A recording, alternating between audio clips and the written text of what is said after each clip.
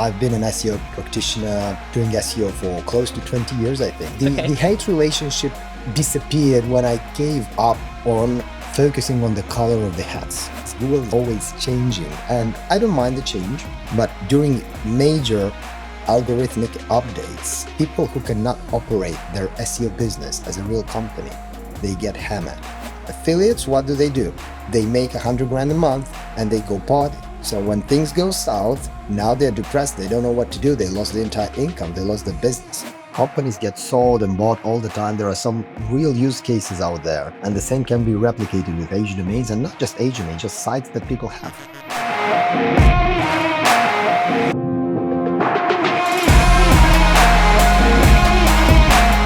In charge of SEO at your company? Check out Linkhouse. Tens of thousands of websites from more than 20 countries in one place, integrated with the most powerful SEO tools. Plus, expert support at no extra cost. Sign up for free at app.linkhouse.co and start saving your time today.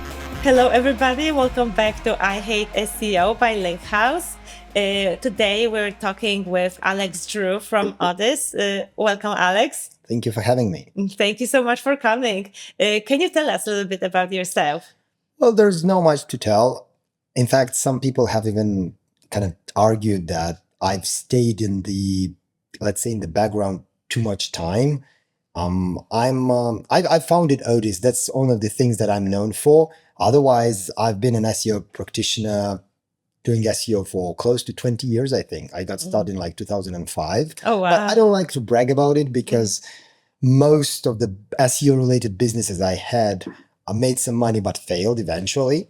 So yeah, I mean, I'm sort of like a private person. I don't want to build a personal brand necessarily. It's just I end up being recommended somehow within circles for people to pick my brain, just like you, which I don't mind. I think it's rude to say no. So yeah, I built this company in 2019 as a brand. I started a brand, but I've been in domains and SEO for quite a long time now. Awesome. So do you have a love-hate relationship with SEO at this point? Both yes and no. The hate relationship disappeared when I gave up on focusing on the color of the hats. Okay. That's when I kind of had a relief. Because when you treat SEO as a traffic channel, one of the traffic channel, not the only one, and when you treat SEO as a way of growing your business, then it kind of disappears. When it's down, you can shift focus to other segments or other traffic channel. When there's a huge opportunity, like parasite SEO, for instance, like, why would you care what Google thinks if this is something they reward? Just go crazy. Absolutely. Use it to grow your company. That's it. So therefore, at this given moment in time, I only have passion for what we do. I completely got rid of hate. Awesome. So that's the heart. Yeah, that's the heart for sure. And how do you like Chiang Mai? Is it your first time here? Or? No, it's actually the second time here. Last year, we've been here as well. We've sponsored the event. It's great. It's a great place. I'm not entirely sure if I would change it for, our European lifestyle right now, but it's very good for a change. Yeah. It so happens, and I was just talking to my wife about it, the volume of opportunity per square meter in Chiang Mai SEO is just huge. And she's been asking me, are you even eating? Are you even having lunch? And I said, I cannot afford to do that because what if someone like needs my help, wants to pick my brain? I don't want to miss that. I'll eat the day after tomorrow. So you cut on food, I cut on sleep because I am not sleeping. Yes. I thought I would get some rest. There will be time to recover. From home because I have small kids and I'm just like, this is worse actually. But I still really enjoy it. And absolutely, like I've met so many fantastic people here and recorded so many great interviews. I'm so excited for this too. And how do you like the conference? How do you like the speakers? It's a great conference. So many great speakers. I actually became friends with some of the speakers that I wasn't before. We ended up being in the same masterminds. We ended up having lunch together. We ended up going to some parties together. So that's all great. But as my friend Matt Singers would say, the real value is not in sitting on that chair and listening to the presentation, but actually talking to someone, exchanging ideas, asking questions. So even though we are here as sponsors, I'm trying to somehow occasionally forget about that and actually pick people's brains. I'm trying to be as humble as I can to learn. So even though you're asking questions, like I always feel the urge, I'd like to ask more questions. I like to learn something new. That's the best return on investment you can get. Absolutely. I 1000% agree. I love asking questions, and people are so happy to share their knowledge here. How was the party yesterday? It was great. It was great. Because that was the event sponsored by ODYS, right? Your meetup. Yeah. It was great. The first one we did was earlier this year in Saigon in Vietnam, and it was great. We invited like 30 close friends, and they ended up bringing their friends, which you can't really say no to. So it ended up being a 100 people party. This year we invited 100, and 200 showed up. Oh, wow. And that's actually good because I haven't seen unfamiliar faces. We kind of know everybody. I've been going up and down, and because there are like several floors, and everyone's familiar, and that's good. That's your inner circle. That's your network. Yeah. Awesome. So let's jump into discussion about your company. What inspired you to found ODYS? It's actually a funny story. In 2019, I think it was March, I found out my wife was pregnant. So, and then I immediately realized it's not just the money. I want to be able to have more time to spend with my now daughter. So I said, well, I can't just be focusing on making money. I need to build a real company and a real brand. First of all, that's going to give me more sense of purpose, number one. Number two, if I structure it as a real business, as a company with people and teams, I will probably end up having more time to spend with my kids and my daughter. And third of all, that's legacy. That's something that you can actually leave behind, both for your team, the family. And so sort of like a different level of values kind of appeared when I discovered I'm going to be a father. And now we're waiting for our second child. So I'm actually implementing more in order to scale the business. I'm launching the agency side of ODYS. Okay. The first product was the marketplace where you could buy and sell domains. And now we're expanding into the agency side where it's like a full-fledged service, which adds more value. So very quickly, can you just say what ODYS does? ODYS is a marketplace specifically focused on age domains. Some people call them expired. The reason we call age domains on websites is because you may have a website that never expired. Okay. But it actually has value because it has links, it has age, it has trust. So it also matches the due diligence criteria that we look for in such an asset. Initially, we started by selling our inventory. Then we kind of pivoted into a two-sided marketplace, just like Airbnb, where we almost have no inventory and all the inventory just third-party inventory. So we connect buyers with sellers. Okay. So how has your view of age domains market evolved since starting? So initially, I was a domain investor buying and selling domains to those who actually want to launch websites or have different type of SEO objectives. And then it all depended on me. I was the bottleneck in the entire operations because if they wanted to buy a domain, they needed access to me, they needed consulting. So I said, let's build a platform where they can buy a domain regardless if it's like 3 a.m. in the morning where I live and I kind of need to get some rest. So that's how it kind of got to the marketplace concept. Okay. And what key milestones or like pivots shaped ODYS into what it is today?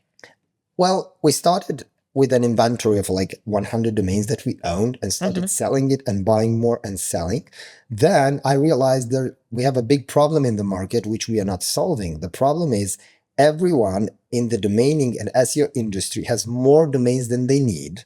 Okay. So they have two options. Either they keep renewing them and it adds to costs, or they let them expire, which means they lose valuable names. The option of actually giving them access to liquidity or an option to sell them and relatively fast didn't exist. So we created a marketplace, and the main pivot was allowing not only our inventory to be sold, but actually third-party inventory like yours, for instance. If you have a website or a domain, you can submit it. If it matches, we will list it for sale. So that was the main important change. Okay. And can you walk us through your domain evaluation process? Like what parameters and metrics matter most? Right now, most of our buyers are looking for domains with SEO value. So they need the domains to have good links which are not artificially created, links which have appeared as a result of good marketing. So let's say we evaluate the domain of a former non-profit organization that no longer exists, or they might have rebranded, where we're looking for authority links as a result of their activity. We're not looking for links that have been created artificially to inflate SEO, because those are the hardest to get. So our buyers, being SEOs themselves or being aware of SEO, this is exactly what they need. So when we get submissions from sellers, we have to accept only the inventory that our buyers want. Otherwise, we'll have a low sell-through rate, and our sell-through rate is very high right now. Oh, what is it? It's around 40%. Oh, wow. So to give you a benchmark, in the domaining industry, it's somewhere between 1 to 2%. Okay. For marketplaces that sell everything under the sun, meaning all domains. By cherry-picking domains, we're getting close to 40%, and that's a lot. So what steps do you take to select these domains? Yeah, ideally, we don't want to work with domains that had any trouble in the past. Okay. And trouble can be anything from spam abuse, maybe they were involved in some bad reputation stuff, some scandals, even though for some markets it doesn't matter.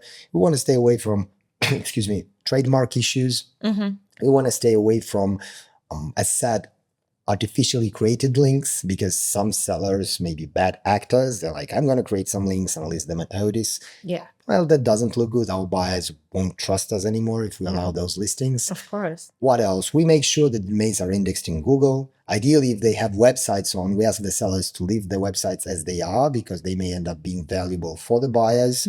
So all sorts of, we kind of look into it from a, we act as the private detectives or investigators. We'll look into the history of the domain, make sure everything was fine up until the moment someone decided to sell. And how much time and effort does evaluation of a single domain take? Well, it used to take a lot of time, but we've invested a lot into teams, training, and automation. These days, we use AI, something that would have been impossible to do back in the days. So, for instance, we can take a screenshot from archive.org, and if there is like a link, like some spammy link somewhere in the footer on, let's say, a non-profit page, and it had nothing to do with the former content, like the AI would flag that. So that is a huge time saver, because that's something that the human eye might not be able to catch. Not because they're not trained, maybe they're tired. So now with AI, we're able to speed things up, and let's say the due diligence of a domain would take, back in the days, it could take like 20, 30 minutes. Now we're able to go through it in like 5 minutes. Wow, that's huge time saver. Yes. And it also allows us to give a very fast response time to the sellers and not keep them waiting for days for us to get back to them with a resolution. Oh, true. Absolutely. So how do you judge the quality of domains linking profiles specifically? Yes. Are the links organic? Did they appear as a result of good marketing or some PR? Or are they created by SEOs just like us? Because you don't want to be accepting domains that have exact match links or anchor text. You want it to be as natural as possible. Ideally, domains belonging to former brands, because former brands invest in proper marketing, which results in good links. So just this is what looks good. And links from high authority websites, websites which you'll be in trouble getting links in the first place. I did a presentation on 301 redirects, and we had a client paying $38,000 for a domain just because it had links from authority sites, and the best one was New York Times. I don't think a lot of people can get links from New York Times. No, I don't think so. Yes.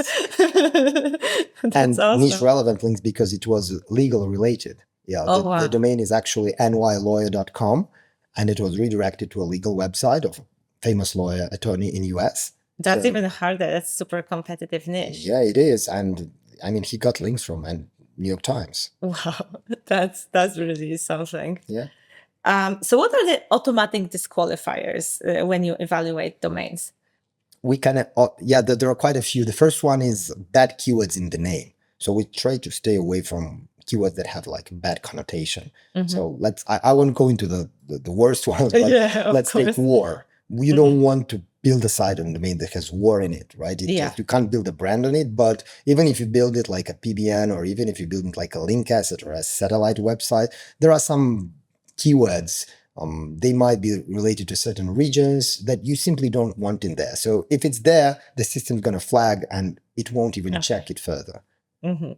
And any red flags, like subtle red flags that inexperienced new buyers may miss? Can you give any tips on that? The entire angle and the way we kind of our approach is different from competitors is that our exclusive focus is on quality, not on scale. So some competitors have 20,000 domains, we have just 1,000, but that 1,000 is of extremely high quality. Okay. So sometimes the buyer, in my opinion, buyers don't even have to worry about something they would miss because that's our guarantee. Okay. Our guarantee is that we haven't missed anything. That's like our irrefusable offer. Okay. Like you can, rest assured that the domains you buy are of high quality and whatever you want to use them for, they will do fine. So in the outside market, apart from your selective offerings, what are things that inexperienced buyers should be wary of? If you're building a brand, if you're trying to build like a company or a brand or a website, the worst thing you can do is build on a site that has a trademark because so much effort will go into all sorts of things. And then the company who owns the trademark will just take it away from you. Okay. Even worse, they will sue you. They will get money out of you. So that's not a good thing. I see that mistakes over and over again. Really? Yeah. The second thing is not being aware of the former historical records. If it has been abused in the past, if it got a manual penalty, if you use it for SEO purposes, it will not rank. And you will end up spending thousands of dollars on a domain that just does nothing. It works exactly as a brand new domain, so rather register a brand new domain.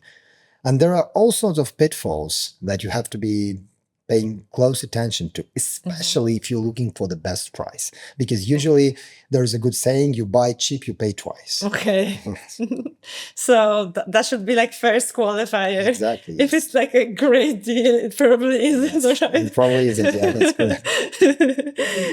So have you observed any changes in how people are using age domains? Yeah, so as you probably heard from other SEO marketers and people who have online businesses, Google is always changing. And I don't mind the change. I don't mind it at all. They have their own business, we have our own business. We'll see how we can align to take the most out of it. But during major algorithmic updates, people who cannot operate their SEO business as a real company, they get hammered. So the problem I have, for instance, with affiliates is that affiliates see SEO just as a means to make money, which is not bad, but why not structure your SEO business as a company?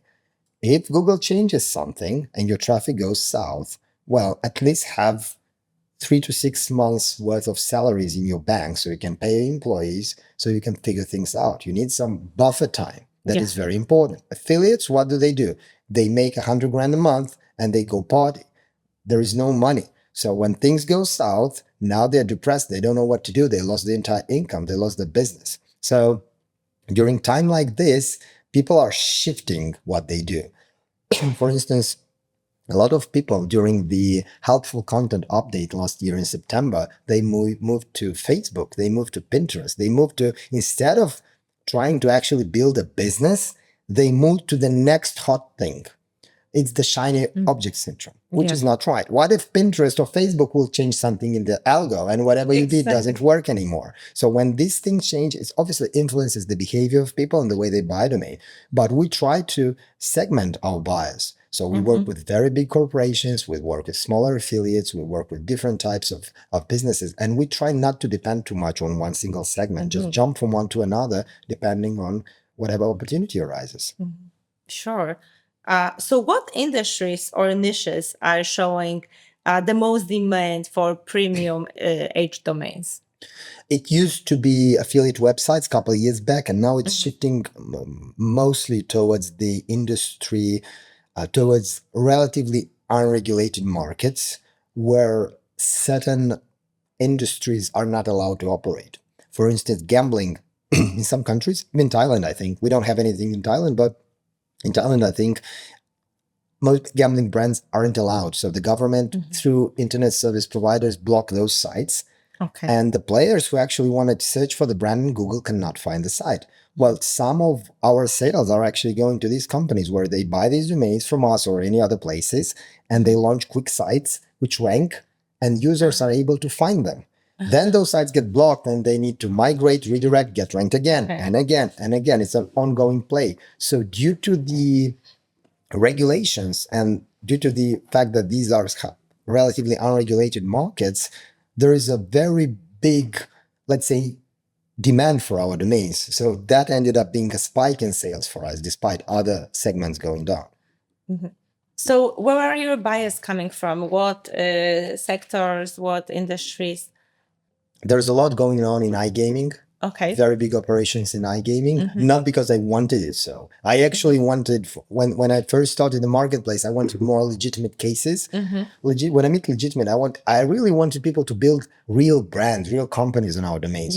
Well, unfortunately, you never know, and you have to take the sales, right? Of course. And it's coming from places that you'd never expect. And when someone buys a domain, you really have no idea what they're going to use it for. Yes. And they ended up being used for different types of purposes. I said iGaming is a very big one. Then another one is simply using domains for link building. So, and I often recommend to people who who build links, try to look into domains for link building. It's sometimes more even affordable. For instance, you can be buying a domain that has links from sites that would be otherwise impossible to get links from. And it's also a good way to diversify. So you take a domain and you merge it with your main site and it inherits all the backlink profile. So that's another very popular use case. And are there some buyers using it for like PBNs? Yeah, they do, but we focus on premium domains. So what premium means, it often means good names. And when you're building a network solely aimed at getting links, you don't necessarily need good names. And then it's not cost effective, because to build a 10 sites PBN, you need to spend $30,000. Most likely you don't want to do that. So I do not recommend using our domains for PBNs. You'd rather try cheaper domains. Our domains should be used to sort of like strategically solve certain problems in niches that I've recommended, or just use it to build a new company, new brand, because we have some good names too. So what are the prices for your domains? Like, what is the premium price? Well, last time our CFO briefed me on the average price, it was like $2,700, so close to $3,000 for a domain sale. And how ODYS differentiates itself from other players in the field? I think it's number one is quality. That's why we don't want to scale like inventory just for the sake of doing it. We want to cherry pick the best domains. And the second one is strategy. We put a lot of time into actually consulting our clients. So the moment we have a lead looking to buy a domain, we don't try to just give them domain options. We try to ask questions to find out what problem are they trying to solve. Where does this domain fits into their marketing strategy or SEO strategy or business strategy? And we end up discovering problems far worse than they thought they initially had, in which case we'll say, wait, of course, we'll gladly take your $3,000 for this domain, but let us see if we can solve your bigger problem, in which case we earn more money and we have a far more satisfied customer. And do you at all get like B2B enterprise size clients? Yeah, that has been a big focus lately. Oh, really? Because the marketplace itself was sort of a big first product of ODYS as a company, and now I'm building an agency. What's the level of awareness the B2B enterprise clients have about the age domains? How can they help? Usually it's extremely low. Okay. They might have heard somewhere. And if we're talking about C-level, CEO, or even like business owners, the smaller companies have higher awareness. The bigger companies have low awareness. Exactly. Why? Because they're not interested in learning semantic SEO or age domain. They want to grow their business. So they might have heard, well, this is an interesting concept. Why don't I find someone who's really good at it and see if we can make it work for us? This has been one of the reasons why I started the agency, because when you're talking about a company that makes 10, 20, $50 million a year, you can't really expect the owner or the CMO to go in the marketplace, register an account, add a few domains to their cart, check out, install WordPress, and start a few sites. That's never going to happen. In fact, they don't even have capacity for that within their own teams. Sometimes they can even conflict with their teams because the vision of their SEO team or marketing team in general, if it's a big company, contradicts the concept of age domain. They're like, we're going to do the white hat web. This is black hat. It's not black hat. It's growth hat. It's growth hat. It's growth hat. So what happens is some of these guys approach us. Hey, Alex, nice to meet you. This is interesting. Can you adapt this to our thing?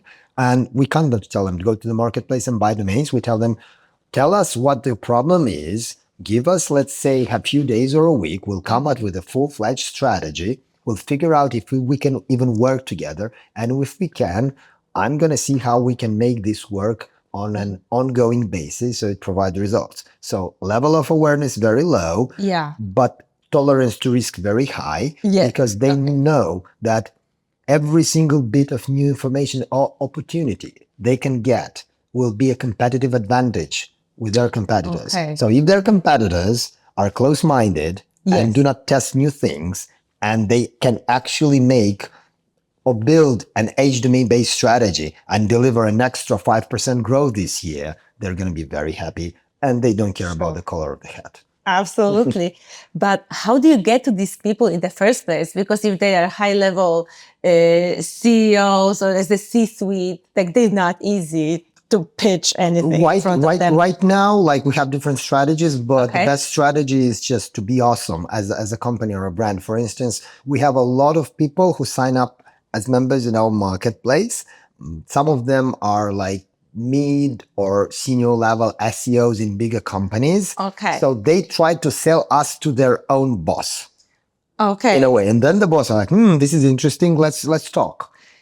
This is one channel. Another channel is simply through just coming up with an offer and talking about it. For instance, this time we came to Chiang Mai SEO with the concept that we have launched ODYS iGaming as an SEO agency, which is focused around iGaming customers who have a series of issues that they need help with because it's such a big market.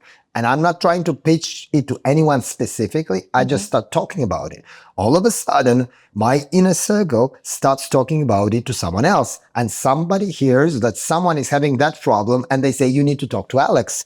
And all of a sudden, I'm having this conversation near the booth, or there's a call schedule because someone referred me to it. So all you have to do is identify a problem and that's start talking because you are in the business of solving that problem and here's how you're going to solve it. And you don't even have to pitch it directly to someone. Just start talking about it. As you said, raise some sort of awareness, not high level awareness, just pitch it a little bit. So what works, you're targeting from bottom to the top, meaning you have you find champion that will bring your idea higher.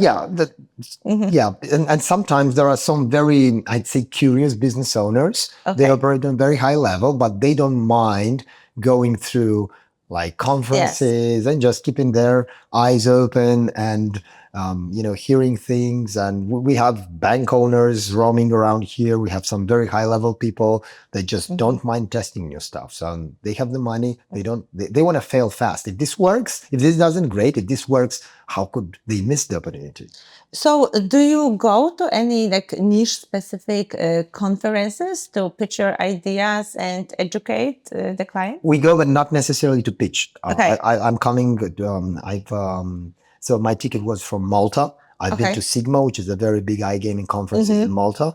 I was invited there to speak at a very small event, small in comparison with a bigger one, which is like 50 people. I wasn't there to pitch anything. Someone just told me, look, you seem to have expertise in this field. How about you come and we educate some people? But I didn't even intend to sell anything. You share knowledge and give it all away. And some people figure it out, well, this is interesting, but I don't have the capacity or maybe even team to pull it off. Can you do it for me? And that's where the agency side came in because it's both strategy and execution, which solves two problems at the same time because they don't need consulting. So how do you see the expired domains market evolving in the next couple of years? Look, every single day, I was doing a research just in Germany. And in Germany alone, each year, the market creates 500,000 new businesses and another close to 500 new businesses bankrupt. When these businesses bankrupt, and I'm talking about strictly expired, like the expiration cycle of the domain. Yes. Well, some of them had websites, and since they bankrupted, and this is just the bankrupt angle because there are other angles, well, they will go into some sort of litigation, or maybe they're just left to expire and something will happen to them. So I think the more the economy grows, the more businesses will be launched. And in order for a successful business to appear, other 100 businesses have to fail. And those 100 businesses, a good chunk of them had very good domains. And they invested millions in good marketing, meaning they have links, right? So I think the market is generally speaking growing. And we will only witness growth. And are there any emerging trends that, like SEO trends, that impact the value of H domains? Yeah, of course. So sometimes when there's a big demand in a specific vertical or market, prices, for instance, if you're talking about auctions, simply skyrocket because there is so much demand. I could tell you 10 years ago, you could get good domains for $50 to $100. These days, the same domains sell for like $5,000, $6,000, $7,000. Oh, wow. The exact same domain. Yeah. And this is mainly because of growth, popularity, and use cases. People were skeptical, but there is nothing to be skeptical about. Companies get sold and bought all the time. There are some real use cases out there which you can see, and the same can be replicated with H domains, and not just H domains, just sites that people have. Okay. And what is ODYS Mentor Program? The ODYS Mentor Program was my second attempt to build something beyond the marketplace. Okay. And it kind of solved several problems. The first problem was I tried to build something different than the marketplace. Then it's pretty unique, right? it is unique. Yeah. There are some mentorship programs out there, but they're not tied to a product like ours, nor they're like niche focused on SEO marketing in general. The second thing with SEO Mentor was to provide our customer a non-biased way to get advised. Because obviously if someone comes to Linkhouse, you will still recommend your links. But if you have a third party that is non-biased who can tell you this is a good strategy or not, and you actually pay for it. It's not free, so they're biased. They're not incentivized to recommend or get a commission. You actually have to pay for it. Then it's a good way to get a different opinion. So at Linkhouse, actually, we don't sell our own links with the marketplace. So we might buy it. Exactly, but it's still through your marketplace. Through the marketplace, yes. Like so you're meaning Diligence. through our platform. Through the platform. Okay, yes. It's still that you kind of recommend your own service. Yes. Send them to competitors. Yeah, that's true. So we wanted to create an alternative opinion. Okay. In which case, sometimes the mentors could say, well, ODYS domains are great, but you don't need one at this time. Focus on this, which the client tremendously value. Because now they feel we care, we just don't want to sell them something. Yes. So how does the mentorship program help the mentors? Well, in business ways? I think it doesn't necessarily help a lot. Most mentors are part of our inner circle and community. So we're somehow, I wouldn't say very close to the mentors, but it's just a good way to keep in touch. Let's put it that way. Okay. And the second thing is we obviously pay mentors. So whenever there is a call booked, mentors get 90% of everything that the buyer pays. We only get a small fee, like we have to cover the credit card fees. In fact, it's somewhere between 10 to 20%, depending on how we negotiate with the mentor. And the third is we obviously invest in making the mentor even more popular. So for the advantage they get is it's a personal branding thing. So we promote them to our 50,000 members. We try to raise awareness. Sometimes when we go to events, we have billboards with mentors. So I think it's a win-win formula for them too. How do you select mentors? How do you get? Well, that ended up actually, I didn't intend it to be that scarce, but as far as I've heard, it's quite prestigious to be one. And there are a lot of people who want to go in and we look at their profile like, well, you don't have a personal brand.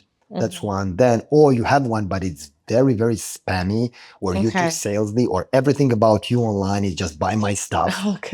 In which case, we don't want you in the program. Yes, very selective. In fact, it's invite only. Like either someone from within the mentors, or we know you're so cool that we want you in. So you personally approach them. Awesome. So I know you sponsor quite a few SEO conferences. What's your criteria for choosing which conferences to support? Well, obviously, the first one, it has to be somehow relevant to what you do. We won't go to an, I don't know, pets conference, right? It doesn't, unless some of the pets business owners might benefit from our services. And we have like a really well-planned strategy for that, because that's also an option. I do not ever exclude that. So it has to be industry relevant. The second one, it has to be very well put conference. Unfortunately, there are many bad conferences. We had a lot of disappointments in the past where the organizers won't pay a lot of attention to the sponsors. They're just here to get the money. And there are some minor things which don't cost a lot of money, but make the sponsors very pleased. Not everyone pay attention to that. Fortunately, CMS SEO has been among the top, very high level of doing things, organizing things. And the way they treat sponsors is just makes you want to sponsor them next year as well. Another thing is we choose conferences, and not just conferences, any type of events where we have a clear and distinct strategy for. We don't just come in here and just give away hats or t-shirts. Like, you really need to know what are the objectives. Just like a corporate strategy or any type of strategy. What are we trying to achieve? How do we measure that achievement? Exactly. I wanted to ask, like, how do you measure ROI on conferences? Yes, it's possible. Most people, for some reason, most CMOs say it's not possible. I think it's still possible. Okay. It takes a little bit of more work, but it's possible. So usually beginner sponsors think that they will just have a booth and people will come by and they will have a coupon code and they will scan a QR code and get sales. It doesn't work that way. Nobody buys anything at conferences. You want to raise awareness. You want to build connections. You want to make friends. You want to invite your partners, clients, mentors, everyone within your circle to the event, because it is one more opportunity to actually meet. So will you be in Chiang Mai next time? Well, I'm not. Well, we're sponsoring. Come by because there's going to be a party and there's going to be a dinner. All right, great. I'll book a ticket and I'll see you. So I have invited a lot of friends from Southeast Asia to this place just to meet them. Awesome. Just to meet them. Another thing is we will do this party or maybe meet up. I know you guys sponsored the opening party, which is great. We've tried getting it. You booked it. We've tried getting the after party. I hope you enjoyed it. Yeah, it was the Smash Digital who got it. Sometimes we'll just try to throw these parties, which is another good way. And when we do the meetups, it's also a good strategy, not for us, but for people to connect, create potential partnerships among themselves. And then when they think and they try to track that, where did we actually meet? Oh, we meet at an ODYS event. Okay. So ODYS keeps being on the top of the mind, which is great. When it comes to ROI, initially we struggled because the assumption was, and that was back in the days, like a couple of years ago, that we go there and we will get sales. It might happen, but it doesn't happen. What happens is, you connect with people, and then those people again keep an open mind and hear other people talking. And when there's a conversation that might have to deal with what you provide, they will be your ambassadors. It's going to be them who start talking. You should talk to Alice. You should check ODYS. And then all of a sudden you start having these people come to you for advice. You provide, you help them out. Potentially something works out. But when it comes to ROI, it's all about the touching points or the touch points within the funnel. So let's say we did this podcast and you're not even a customer. Most likely you will never buy something in your life, but we had this in-depth age domain related discussion. Yes. And what if on your way home, you encounter someone in the airport and you just, for some reason, you end up talking, marketing, and all of a sudden, did you try age domain? No, what's that? Oh, you should definitely talk to Alex. And this is why you never say no to people. This is why you want to talk to people, because you never know. And when let's assume he reaches out to us, it's end up being a good contract or a sale. My CFO would ask, where did they come from? Well, They came from Chiang Mai. Why? Well, we had this podcast and the host, was a very nice person and she ended up recommended up to somewhere. So it leads to the sponsorship money. You can't say this is a random encounter. If we wouldn't have sponsored, we wouldn't be here. We wouldn't be discussing. So you have to go through these multiple touch points and figure out the ROI. Otherwise, you can't distinguish, say, no, sponsorship is just the booth and people should be approaching and paying you money and buying links or domains. No. It doesn't work the entire thing. And you have to expose a little bit to that type of randomness in life too. For sure. Yes, this is how it works. So how do you prepare for a conference? We actually do a lot of work, and some people think that they shouldn't. Well, they should. They should. Yeah. We have a strategy, we have a framework for every single conference that we go, but that specific framework is adapted depending on where we go. If we go to Poland, it's a different one. If you go to Chiang Mai, it's a different one. If we go to Dubai, it's a different one. If you go to Malta, it's a different one. So we want to know what we're going to do. And my calendar is fully booked. I know when I'm going to wake up, who am I going to meet, when I'm going to have breakfast, why I'm going to skip lunch, why I'm going to do the podcast, who I'm going to meet. And then all of the in-between is just the random stuff that I cannot control. But the thing I can control, I plan.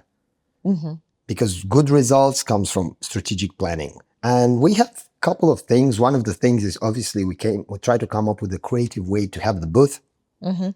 We try to come up with new products or services. This year is the agency and what the agency provides. So we're not just go, oh, well, we do the maze. No, it's this new thing that we do and that. So it kind of sparks people interest.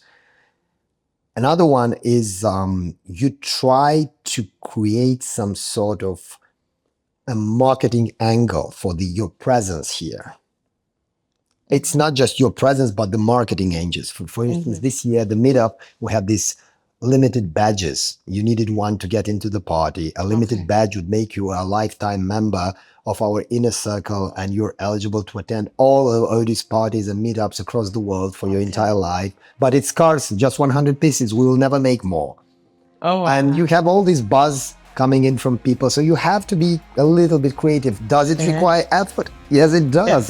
It's weeks ahead of planning and working out all the small details. We wanted the bigger package sponsor. Well, politics, you can't get it, even if you have the money. Then how are you on top of people's mind, even without the biggest package? Well, small details. We have to give away stuff. You have to help people. You have to set up meetings. You have to go on podcasts. You have to go to, lunches with people. You have to do this party. So the small stuff matters as well. Sounds great. And this is lots of great advice. We actually ran out of time. But thank you so much, Alex. And if you enjoyed it as much as I did, please follow Alex on LinkedIn, subscribe to our YouTube channel, and stay tuned for more events like that. Awesome. Thank you for having me. Thank you so much.